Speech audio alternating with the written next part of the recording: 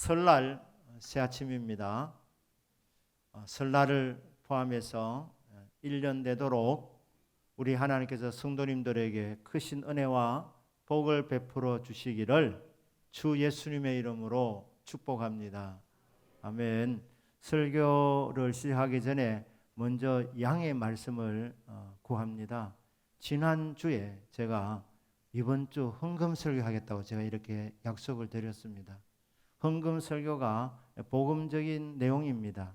하지만 정초부터 또 돈 얘기를 또 하기가 그래서 한 주간 더 연기를 하고자 합니다. 양해해 주시기를 바랍니다.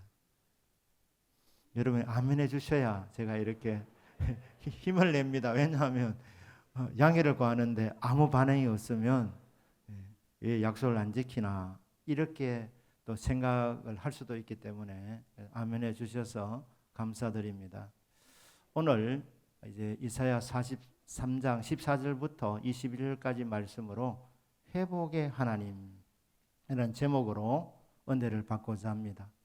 오늘 18절에서 하나님께서 하나님의 백성들에게 이스라엘 백성들에게 명령을 내리십니다. 너희는 이전 일을 기억하지 말며 옛날 일을 생각하지 마라.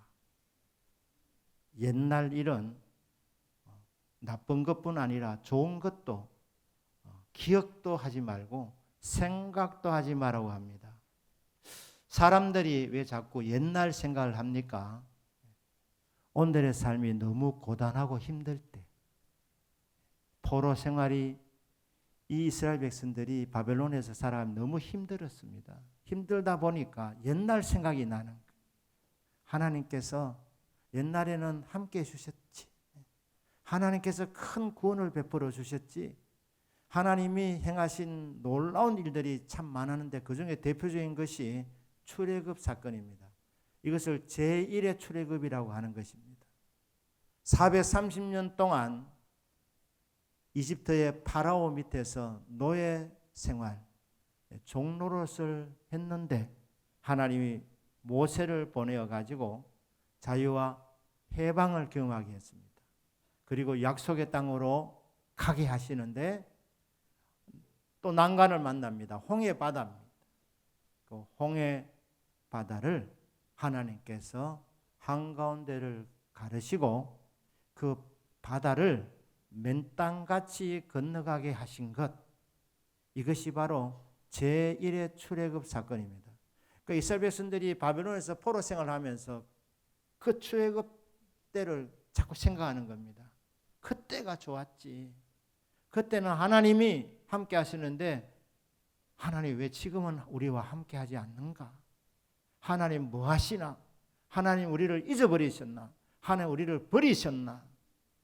그러니 옛 생각을 자꾸 하는 것은 오늘의 삶이 고달프기 때문입니다. 힘들기 때문에, 피곤하기 때문에 좋았던 지난 날을 자꾸 떠올리는 것입니다. 하나님께서 옛날 일을 너희들은 기억도 하지 말고 생각도 하지 마라. 또 하나님께서 왜 지난 날을 기억하지 말라고 하느냐? 자꾸 옛날을 말하는 사람은 미래에 대한 확신이 없기 때문에 그렇습니다.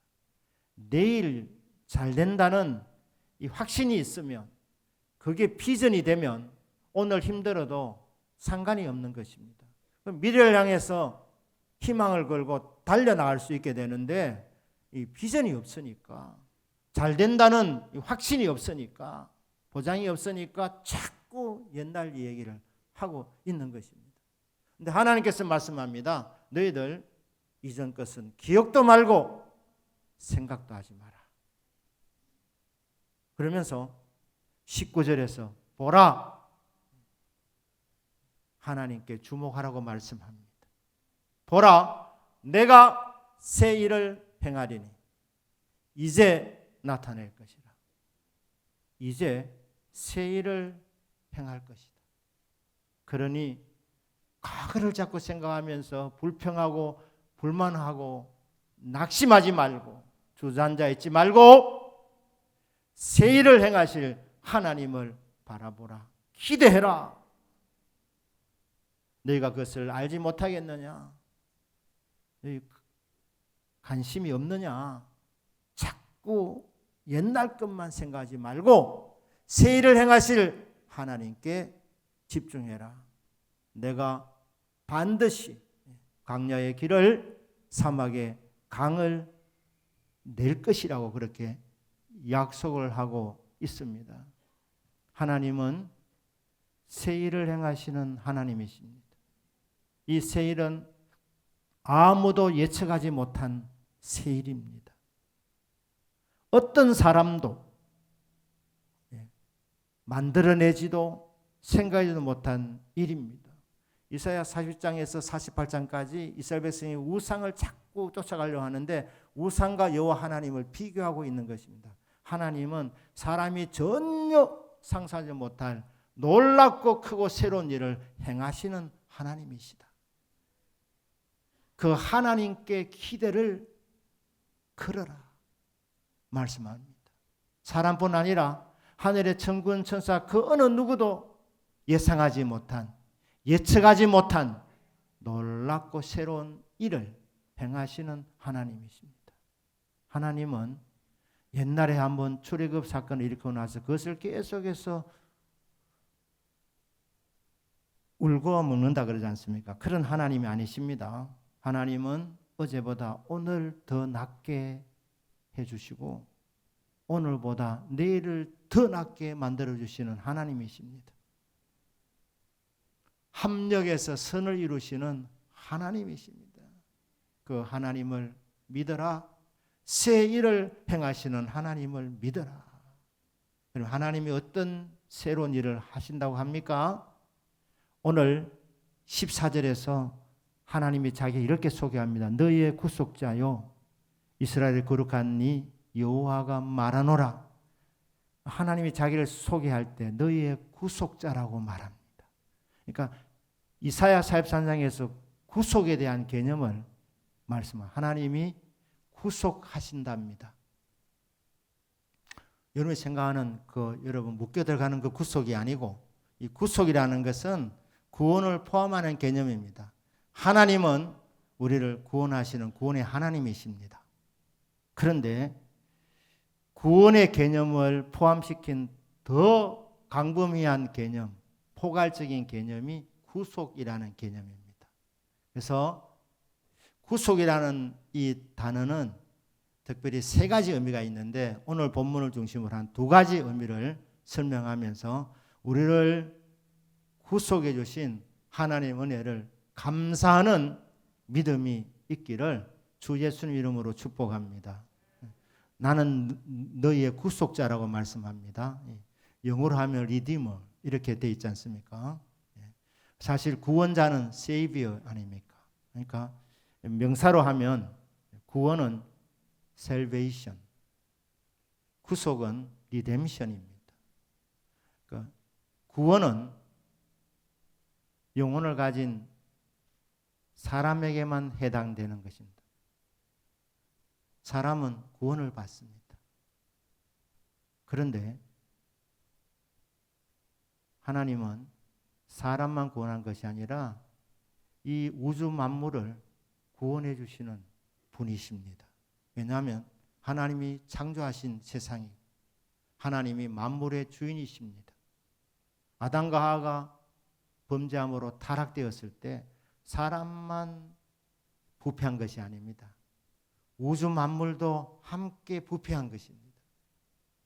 지금 우리가 살고 있는 세상 그래도 나름대로 살만한 세상 아닙니까? 그래도 이게 하나님이 창조하실 때의 그대로의 상태는 아닙니다. 지금 이게 상당히 어두워져 있는 상태입니다. 오염되어져 있는 상태입니다.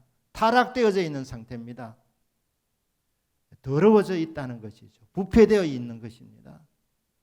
그래서 하나님께서 구원을 베푸실 때 영혼을 가진 사람만 구원한 것이 아니라 하나님이 우주 만물을 만들었기 때문에 이 우주 만물을 하나님이 회복시킬 것입니다. 그것이 바로 구속이라는 거예요. 그러니까 이 구속이라는 단어는 사람에게만 한정되는 것이 아니라 사람의 구원을 포함해서 우주 만물의 구원, 그러니까 이 구속은 광범위한 개념의 구원입니다. 로마서 8장 19절부터 23절에서 이 구속의 개념을 바울이 그렇게 설명합니다. 온 피조물이 지금도 탄식하며 신음하며 기다리고 있다. 구원받은 하나님의 백성들과 함께 구속을 기다리고 있다. 속량을 기다리고 있다. 우주 만물이 온전하게 회복되기를 기대하고 있는 것입니다. 하나님께서 이스라엘을 구원하시기 위해서 제일 먼저 하신 일이 뭐냐면 하나님이 한 사람을 보내십니다. 그게 오늘 이사야 43장 14절에 나와 있습니다. 너희의 구속자요 이스라엘의 거룩한 이 여호와가 말하노라. 너희를 위하여 내가 바벨론에 사람을 보내야. 그렇게 되어 있죠. 모든 갈대 사람에게 자기들이 연락하던 배를 타고 도망하여 내려가게 하리라. 이렇게 되어 있습니다. 자, 여기 보니까 한 사람을 보냅니다. 누가? 새 일을 행하실 여호와 하나님이 한 사람을 보냅니다. 그 사람이 누구냐? 이사야 44장의 전체 주제는 회복인데 회복을 위해서 보내는 사람이 고레스라고 해요. 고레스. 여호와의 기름 부음 받은 자 45장에도 나옵니다. 고레스를 한 사람을 보낸다. 어디로 보냅니까? 바벨론으로 보낸다는 것. 이 보낸다는 이 단어가 히브리어의 동사는 세 종류가 있는데 그 중에 하나가 이 피엘이라는 사역형인데 그 단어를 썼습니다. 그러니까 이게 뭐냐? 누군가가 보냈다는 거예요. 그러니까 힘있게 명령했다는 겁니다. 권위 있는 존재가 심부름을 시킨 겁니다. 보냈습니다. 누가 누구를 보냈습니까? 만군의 여호와가 고레스를 보낸 것입니다. 권위자인 여호와 하나님께서 고레스가 어떤 사람입니까? 장차 메대와 페르시아를 다스릴 제국의 왕, 패권자 고레스. 바벨론을 정복하고 그 당시에 세계 최고의 제국을 건설할 왕 고레스가 원한 것이 아니고 하나님이 명령을 내려서 보낸 것입니다. 그때 바벨론의 마지막 왕이 벨사살 왕이라고 다니엘서에 나와 있습니다. 이 벨사살은 정치를 제대로 못했습니다. 날마다 술 마시고 날마다 파티했습니다. 백성들이 신음했습니다. 사치가 너무 심하니까 백성들의 아픔을 몰라주니까 날마다 술 마시고 춤추고 노래하고 죄짓고 즐기고 이렇게 하는 왕 고레스가 이제 수로를 타고 공격에 들어가는데 갈 때 바벨론 백성들이 벨사살 왕이 밉다고 문을 다 열어놓았습니다. 그러니까 정복하도록 문을 열어놓은 것입니다. 그리고 이 바벨론 군사들은 말입니다. 자기들이 연락하던 배, 그러니까 그 운하를 만들어 놨는데 그 배를 타고 파티를 한 거예요. 배에서 춤추고 술 마시고 노래 부르고 이렇게 했는데 그 연락하던 그 배를 타고 다 도망가게 만들어 버렸어요. 그러니까 문은 열려 있지요. 바벨론 군사들은 배 타고 다 도망가 버렸습니다. 그래서 고레스가 쉽게 바벨론을 정복할 수가 있게 되었습니다. 누가 했다고요? 여호와 하나님께서. 여호와 하나님께서 고레스를 보낸 것입니다. 목적이 무엇입니까? 이스라엘을 그 포로 상태로 살아가는 그들을 다시 고향 땅으로 돌아가도록 만들어주는 정치적 회복을 주시려고 나라를 회복시켜 주시려고 하나님이 고레스를 들어 서신 것입니다. 바벨론을 정복하게 만든 것입니다. 거기서부터 제2의 출애굽이 시작되는데, 제2의 출애굽이 뭐냐 하면 이스라엘 백성만 혜택을 받는 것이 아니라 광야를 지나서 이제 바벨론 땅에서 광야 사막을 지나가지고 예루살렘으로 돌아오게 되는데, 그 길에 수많은 들짐승들도 혜택을 받게 된다는 것. 하나님께서 광야의 길을 내시고 사막에 강들을 내시는데, 그 강물을 생명수 아닙니까? 돌아오는 포로민 이스라엘 백성들만 마시는 것이 아니고 광야의 들짐승들도 마시게 하는 것이다. 이게 뭐냐? 이게 구속이라는 겁니다. 우주적인 구원을 말하는 것입니다. 하나님의 구원의 이 거룩한 이 행위가 사람에게 국한되지 않고 타락되어 있는, 오염되어 있는 우주 만물에까지 선한 영향을 끼치게 되는 것, 그런 하나님의 구원 행위를 우리는 구속이라, 영어로 하면 리뎀션이라 그렇게 말하는 것입니다. 그래서 성량이와 타조도 하나님을 존경하도록 만들겠다. 왜냐하면 성량이와 타조도 물을 마시게 되어서 살아가게 되니까. 이게 뭡니까?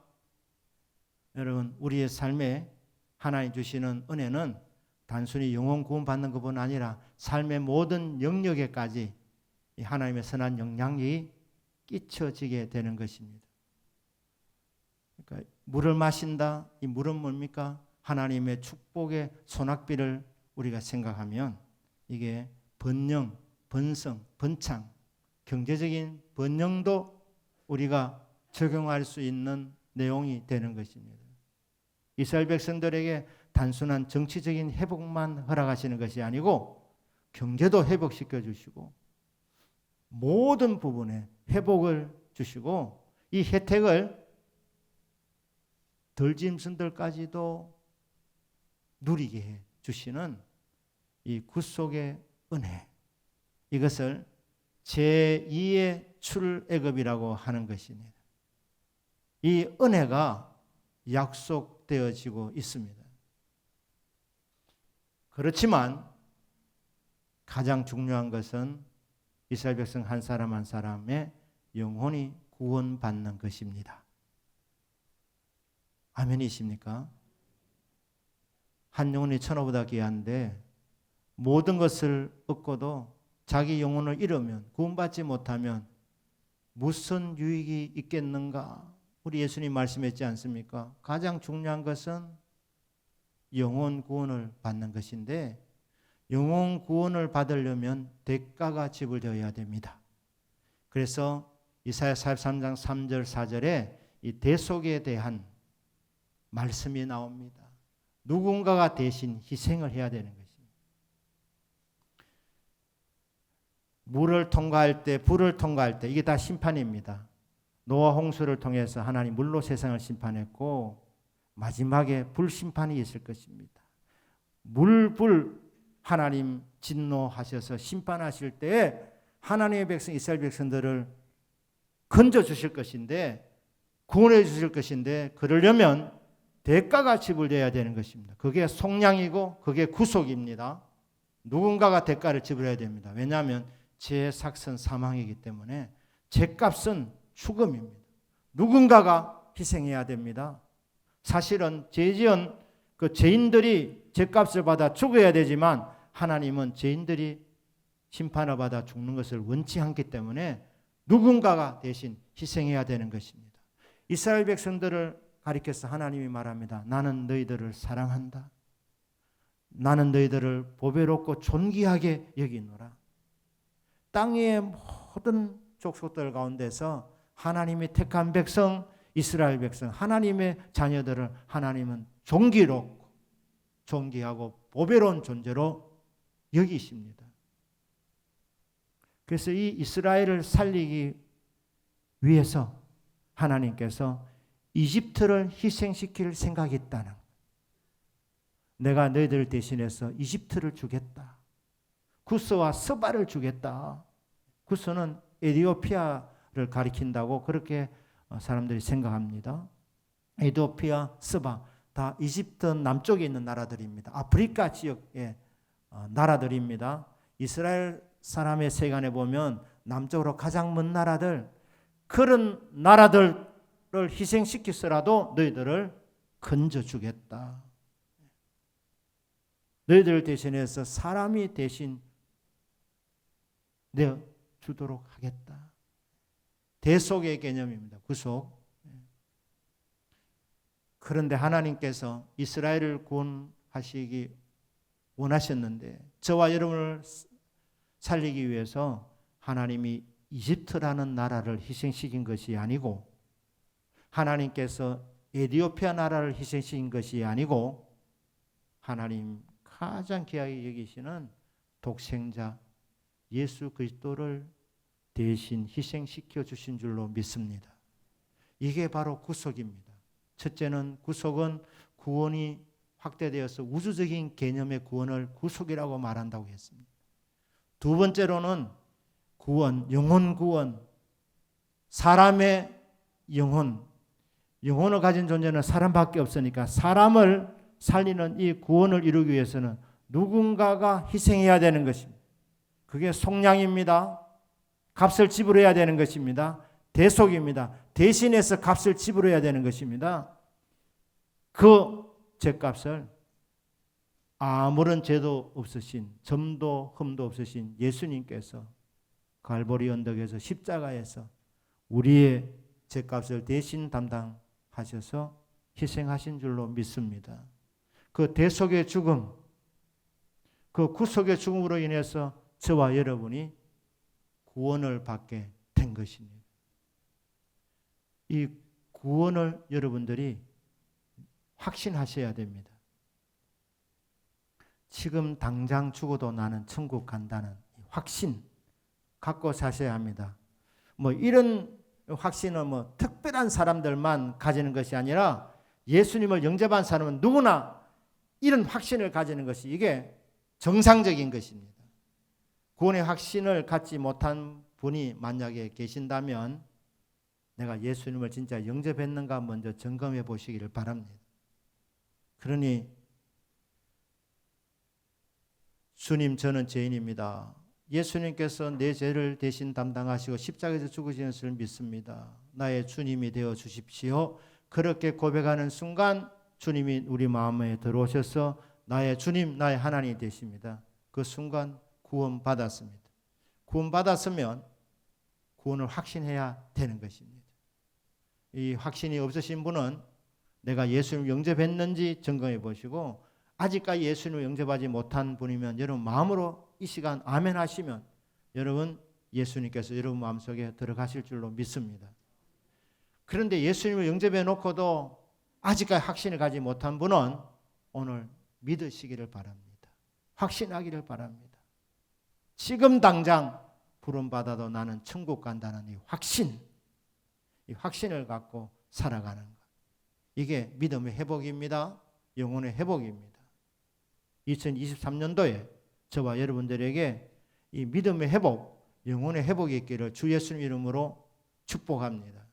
하나님께서 이렇게 구속을 베풀어 주셔서 이스라엘 백성을 구원해 주시고 고레스를 보내어서 정치적으로 나라를 회복시켜 주셔서 고향 땅에 돌아가서 살도록 만들어 주셨고, 그리고 하나님께서 정치뿐 아니라 경제, 사회, 문화 모든 영역에 하나님의 놀라운 은총을 힘입도록 하는 구속의 은혜를 받게 하신 궁극의 목적이 무엇이냐? 궁극의 목적은 예배의 회복을 원하시기 때문입니다. 그게 43장 21절입니다. 이 백성은 내가 나를 위하여 지었나니 나를 찬송하게 하려 함이니라. 이 모든 혜택을 베풀어 주신 궁극의 목적은 하나님의 은혜인 줄 알고 하나님 하셨습니다 하고 하나님께 영광의 찬송을 부르는 것. 이것이 구원해 주신 궁극의 목적입니다. 바벨론 땅은 성전이었기 때문에 하나님께서 그들을 다시 불러가지고 고향 예루살렘으로 돌아가게 해서 그곳에 다시 성전을 재건시키시고 그곳에서 하나님이 이 모든 은혜와 은총을 베풀어 주셨습니다. 하나님 감사합니다. 영광의 찬송을 부르도록 하는 것이 바로 하나님이 행하신 구원의 목적이 되겠습니다. 이스라엘 백성들은, 구원받은 이스라엘 백성들은 예배자들인 것입니다. 예배 회복이 일어나야 완전한 회복이 일어나는 것입니다. 모든 부분에 회복이 일어나게 되는 것입니다.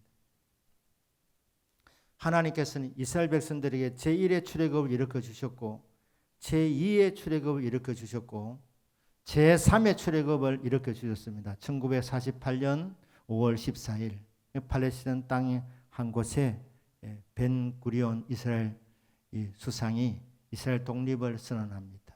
그때부터 시오니즘에 의해 가지고 수천 년 동안 전 세계에 흩어져 있던 유대인들이 지금 예루살렘으로 돌아가고 있습니다. 그것을 제3의 출애굽이라고 하는 것입니다. 여러분, 하나님의 역사는 제1의 출애굽 사건에서 끝나는 것이 아니라 제2의 출애굽, 제3의 출애굽, 제4의 출애굽을 일으키시는 구원의 하나님, 이스라엘 백성을 위해서, 하나님 자녀를 위해서 끊임없이 일하시는 정말 좋으신 하나님이십니다. 믿으십니까? 자, 이 말씀을 2023년도 저와 여러분들이 우리 대동교회에 적용하고자 합니다. 우리에게 어떤 회복이 일어나야 할까? 먼저 고레스를 보내어서 하나님이 정치적인 회복을 준 것처럼 하나님께서 지난해에 윤석열 대통령을 세워주셔서 이제 2023년도부터 이제 정치가 정말 잘 되어서 정치적인 회복이 완전하게 일어나기를 주 예수님 이름으로 축복합니다. 아멘. 작년에 대통령 선거 전에 제가 이 고레스에 대해서 설교한 적이 있습니다. 물론 정치 입장이 다른 성도님들 있고 제 설교에 불편하신 성도님들도 있었을 것입니다. 하지만 제가 믿음으로 선포를 했습니다. 이제 2023년도부터는 대통령을 세운 데서 끝나는 것이 아니라 이제 윤석열 대통령이 정치를 잘할 수 있도록, 그래서 윤석열 대통령을 통해서 정치와 경제, 사회 이런 부분들이 온전하게 회복되어지는 그런 복된 한 해가 되기를 예수님의 이름으로 축복합니다. 그리고 여러분, 이 은혜와 혜택이 윤석열 대통령 혼자만으로 되는 게 아닙니다. 여러분, 하나님이 복을 주셔야지 되는 줄 믿습니다. 여러분, 광야에서, 메마른 땅에서 물을 어떻게 땡기겠습니까? 인간이 물을 땡기려고 기술을 개발합니다. 기계를 만듭니다. 땅을, 물이 어딘지를 추적하겠지요. 그리고 물을 발견하고 그 물을 퍼올립니다. 그리고 그 물을 또 송수관을 또 만들어서 이 논밭으로 연결해야 되지 않습니까? 거기에 많은 정성이 들어가고 시간이 들어가고 돈이 들어갑니다. 지혜가 들어가게 됩니다. 그래도 우리가 충분한 물을 공급하지 못합니다. 그리고 돈이 많이 들어가기 때문에 어떻게 됩니까? 다른 사람 밭에는 물을 대주지 않습니다. 자기 밭만 물을 채웁니다. 그 정도는 그래도 괜찮지만 기술을 갖고 밤새 몰래 남의 밭에 물을 또 빼가기도 합니다. 테크노 헤게몬이라는 책을 통해서 인류 역사 가운데서 기술이 제일 앞선 나라가 세계를 지배했다. 여러분, 기술이 앞서면, 요즘 말로 하면 무기가 앞서면 그 나라가 강대국이 되는 거예요. 그래서 그 앞선 기술을 가지고 누리지만 그로 인해서 피해보는 사람도 있지 않습니까? 그러니 광야에서 물을 땡기는 데는 많은 수고도 필요하지만 모두가 다 혜택 받는 건 아닙니다. 정말 모두에게 혜택이 돌아가려면 제일 쉬운 방법은 하늘에서 비가 내려오는 것. 믿으십니까? 하나님께서 하늘 문을 여시면 하늘에서 복된 장맛비가 내려오면 그럼 어떻게 됩니까? 나도 혜택을 받지만 너도 혜택을 받고 모두가 다 혜택을 받는 겁니다. 하나님은 선인과 악인을 갈라서 너는 악하니까 비 맞지 마라 그러지 않고 모두에게 비를 내려주셔서 모두가 살게 하시는 겁니다. 사람도 살고 덜짐승도 살고 모두가 혜택을 입게 하는 하나님이 채우시는 방법. 그러니까 우리가 금년에 기도할 부분이 이렇습니다. 하나님이요, 윤석열 대통령을 통해서 대한민국을 축복해 주십시오. 근데 이게 충분하지 않기 때문에 궁극의 복은 하나님이 주셔야 합니다. 하늘문을 열어주셔서 나만 사는 것이 아니라 우리 가정만 사는 것이 아니라 우리 대동교회만 사는 것이 아니라 모든 교회가 살고 모든 성도들이 살고 불신자들까지도 다 혜택을 입을 수 있도록 우리 하나님이 대한민국 위에 하늘문을 여시고 은혜의 소낙비, 축복의 소낙비를 쏟아부어 주셔서 정치, 경제, 사회, 문화 모든 부분의 구원의 역사, 이 구속의 은혜, 우주적인 이 구원의 역사가 2023년도 대한민국에 일어나게 하여 주시옵소서. 저와 여러분의 믿음이 되기를 원하고 또 기도의 제목이 되기를 주 예수님의 이름으로 축복합니다. 그런데 궁극적으로는 결국 뭡니까? 완전한 회복이 되려면 예배까지 회복되어야 됩니다. 예배의 회복입니다. 우리나라는 기독교가 지금부터 약 130년 전에 들어왔습니다. 언더우드 아펜셀러 두 선교사님이 제물보 땅을 밟으면서 기독교의 시작으로 보는, 물론 그전에도 간헐적으로 접촉한 사람도 있었지만 그렇게 추정을 합니다. 이 130년의 기독교 역사, 기독교가 들어올 때 복음의 빛이 들어왔습니다. 그전에는 이 대한민국 땅이 흑암의 땅이었습니다. 죄악 가운데 살면서 죄인 줄 모르고 살았던 이 무시한 이 백성들, 목매한 백성들, 어리석은 백성들, 미개한 백성들, 복음의 빛이 비추었습니다. 그때부터 교회들이 세워지기 시작했습니다. 그리스도인들이 숫자가 늘어나기 시작했습니다.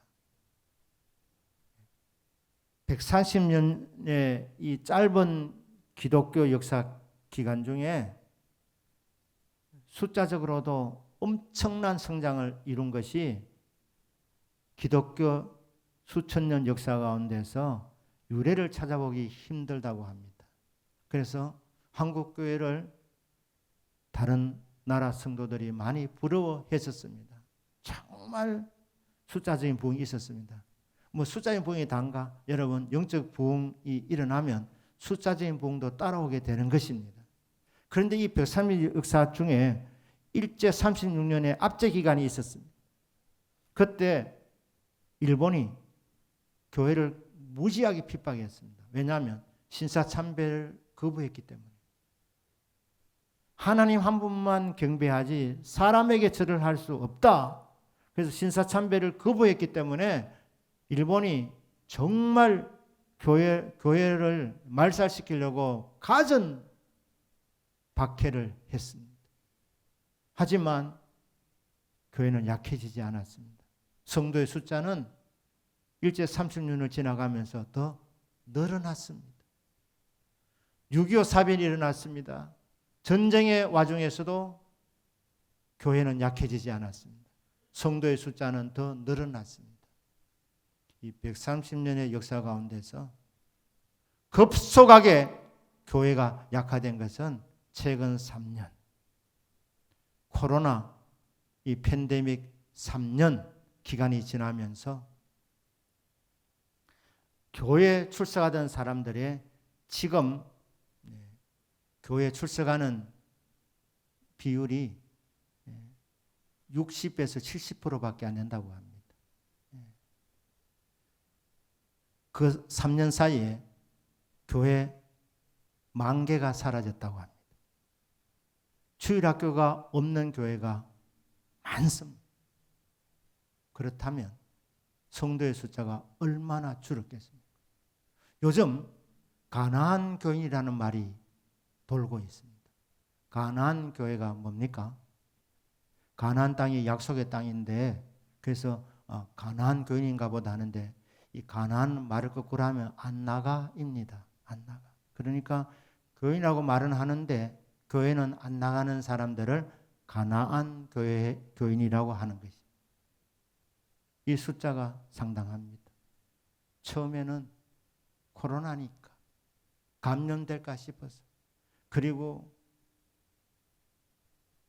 우리나라 정부에서 코로나를 감염시키는 주 원인으로 교회를 지목했기 때문에 정말 교회가 엄청난 타격을 받았습니다. 여러분 130년 기간 동안에 약간 소강 상태는 있었지만 이렇게 짧은 시간에 3년 안에 교인 30% 40%가 날아간 것 그건 이번에 있는 일입니다.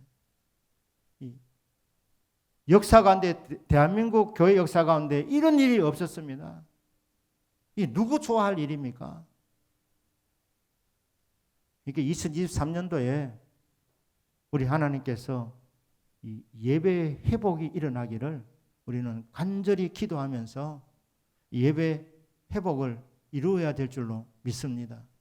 그러면 교회 안 나오던 교인들 처음에 한두 주는 이해는 됩니다만은 3년이 지나가는 동안에 한 번도 교회 대면 예배 나오지 않았다.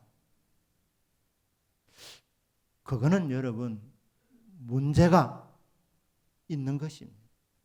그러다가 결국 신앙 놓게 되는 것입니다. 하나님이요 모든 회복이 일어나야 되지만 하나님께서 이 모든 것을 행하신 것이 하나님의 은혜인 줄 알고 하나님이요 와서 뜨겁게 감사하고 감격으로 예배드리는 예배 회복이 일어나게 하여 주옵소서. 예배 회복이 일어나려면 예배자가 먼저 회복이 되어야 되는 겁니다. 예배자가 예배당에 와서 하나님을 마음껏 찬양하고 하나님 이름을 높여드리는 이 예배자의 회복, 이게 예배 회복의 시작이고 그리고 예배 회복이라면 예배를 드릴 때에 감격이 있고 눈물이 있고 뜨거운 감사가 있는 이 예배, 이런 예배가 제대로 된 예배입니다. 우리 2023년도에 이런 회복이 있게 되기를 주 예수님의 이름으로 축복합니다. 우리 대동교회뿐 아니라 이 땅에 세워진 모든 교회들의 예배 회복이 일어나서 하나님께 영광을 올려 드리는 것입니다. 그런데 이 모든 것이 어떻게 이루어지게 될 것입니까? 저와 여러분에게는 소망이 없습니다. 사람 기대하지 말기를 바랍니다. 우리 결심도 작심삼일하지 않습니까? 하나님이 하셔야 되는 일입니다. 첫 번째 출애굽도 이스라엘이 생활을 잘해서가 아니라 하나님이 이스라엘을 사랑하셨기 때문에 하나님이 그들을 불쌍히 여기셨기 때문에 4대 만에 돌아오겠다는 아브라함에게 주신 언약의 말씀이 있었기 때문에 그 약속을 지키시기 위해서 신실하신 하나님께서 첫 번 출애굽을 이루어 주신 것입니다. 그러면 바벨론 포로 생활을 할 때 이스라엘 사람들이 모두가 다 정신을 차리고 하나님을 잘 섬겼느냐? 그렇지 않습니다. 바벨론 잡신을 바라보고 마음이 빼앗겼고 하나님에게서 멀어졌던 그들, 물론 그들 가운데 소수 다니엘이라든지 모르드게라든지 그렇게 소수의 사람들이 믿음 생활 잘하는 사람이 있지만 이스라엘 백성 전반적으로는 신앙생활 별로 제대로 못했습니다. 그럼에도 불구하고 하나님이 이스라엘을 보배롭고 존귀하게 여기셨기 때문에 그들과 맺은 언약이 있었기 때문에 하나님이 그 약속을 지켜서 제2의 출애굽을 이루어 주신 것입니다. 2023년도 우리 대동교회와 우리 성도님들의 가정과 삶에 하나님께서 은총을 베풀어 주시는 이유는 우리가 잘하기 때문이 아니라 하나님의 신실하심 때문입니다. 하나님만이 하실 수 있으십니다. 하나님만이 하셔야 합니다. 하늘 문을 열어 주옵소서. 여러분, 하나님 역사하시면 들짐승도 같이 마신다 했지 않습니까?